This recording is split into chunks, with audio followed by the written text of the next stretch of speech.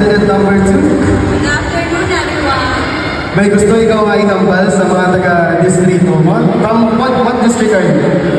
District number 5, turutulogin ka salamat sa mga supporters ko. Thank you very much. Okay, taga-district 5. Taga-aman dyan distrito. Taga-district 5. Taga-district 5 ako. Okay, now are you ready for your question? Okay, please pick your judge.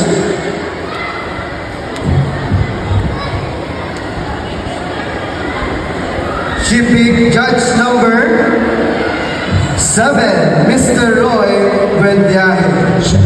Mayad nga hapon. Ako.